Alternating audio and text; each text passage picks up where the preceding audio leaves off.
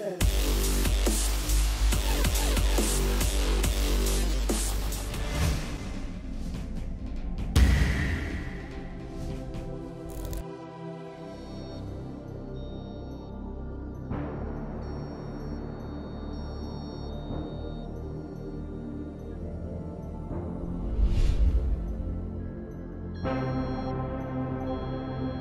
what's going on, guys? Dan here, and today I've got a tutorial for you guys on creating logos. So basically, I'll be showing you some tips and tricks when creating logos and showing you the tools that I use when creating logos.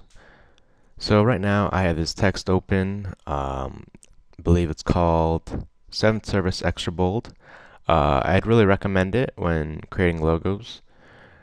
And when I'm creating logos, what I like to do is kind of fill in empty spaces by making other parts of letters go into them. So what I'll be showing you is how to simply do this and how to make your text or logo look nice. So firstly, if you notice, the space in between the Y is pretty big, and when you immediately look at the text, you can kind of notice it. So I'm going to show you a quick way of how to make the E and the Y look more together. So what I'm going to do is, first of all, rasterize the type so it's more editable. And I'm going to grab the rectangular marquee tool, go around the Y, and click Layer via Cut. And what this does is makes the Y on a separate layer and makes the E on a separate layer. So now I'm going to drag my guides down like so. And I'm going to grab the rectangular marquee tool and drag a rectangle like that and create a new layer on top of both of them and just fill it in with a black.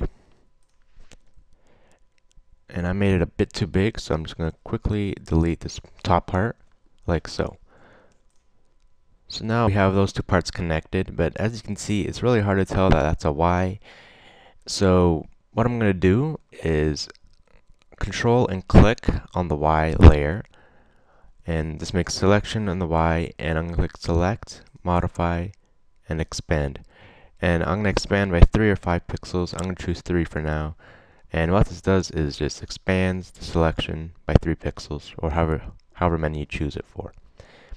And what I'm going to do with this is I'm going to select the rectangle tool, the rectangle layer, and click Delete. And what this does is just makes the E layer look like it's waving through the Y. And obviously we can easily do it for the bottom part right along here, just same technique. But just for the sake of time, I'm just going to leave that part out. And yeah, so now I'm going to move on to this part, or when you're encountering like a round object and you want to make it more, I guess, more like they're together. So what I'm going to do is rasterize the type again and make them both separate layers and a layer via cut. So now they're both separate layers, and what I'm going to do is going to grab the E and drag it a bit closer to the D. And I'm going to do the same technique now. Just drag my guides, use a rectangular marquee tool, and just create a box like so, so we can fill in this white part right along here. Create a new layer and just fill it in with black. And once again, I made it a bit too big, so I'm just going to quickly cut this part out like so. And now I'm going to do the same thing, but for the bottom part of the E. Grab my elliptical rectangle marquee tool and fill in this white part along here. And make sure you're on a new layer. So I accidentally did on the E layer. So I'm just gonna make a new layer and fill in like that. So now that we have this, I'm gonna drag the E a bit closer, like so. And I'm gonna clear the guides just so it's more visible. So now you can see, once again, they're together, but kind of hard to tell which one's the E and the E. So I'm going to grab these two layers, the two box layers, right along here. And I'm going to merge these two layers again, or merge these two layers just by right-clicking, merge layers. So now there's just one layer. And what I'm going to do is I'm going to grab the D, Control D,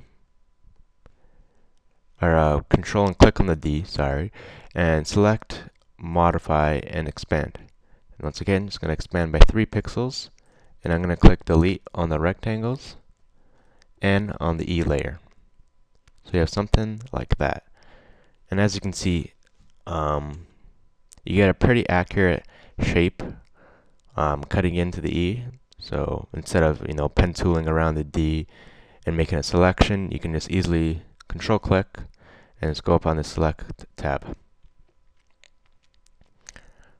And now I'm going to move on to more of a unique way of creating logos, and that's just by using the pen tool. But basically, with the pen tool, what I use mostly for the pen tool is just to create sharp edges. And you'll see right now how I can integrate the Y and A to make it look a lot better and cooler. So first of all, I'm just going to rasterize the type, and I'm going to grab the polygon lasso tool just to kind of go around the A and just cut it out. And I'm going to hide the A for now. And I don't think I'm going to use the A to integrate it, so I'm going to create my own A. So what I'm going to do is create a new layer above the Y. And I want kind of the part of the A following this nice cutted edge right here. So I'm going to grab the pen tool, and I'm going to click right here and right here like that. So the edge is the same, and I'm going to control and click, and I'm going to drag a guide down just so I know it's even, or shift click, sorry, I should say. And with shift click, you can make the lines all straight. So you have something like that, and I'm going to go to fill path and fill it black. And now I'm just going to move this layer out a little bit like that. So you can see that it kind of looks like I extended the Y a bit, and you'll see now what I'm going to do to make it look more like an A. So I'm going to create a new layer again, and I'm going to drag my guides down just so I know I'm all even. This part of the Y. So like so, and then I'm going to drag a rectangle out something around there. We can always adjust it later just by transforming it. So I'm going to do that, and I'm going to clear the guides again. Now, basically what I'm going to do is kind of create an A shape. So I'm going to, and I accidentally did that on the wrong layer. So I'm going to have to go back and create a new layer and do that again. So the rectangle layer is on a separate layer, like so. And then now I'm just going to Control T and just drag it so it's aligned with this. It'll snap on automatically. So you have something like that. And what I'm going to do is create a simple shape for an A.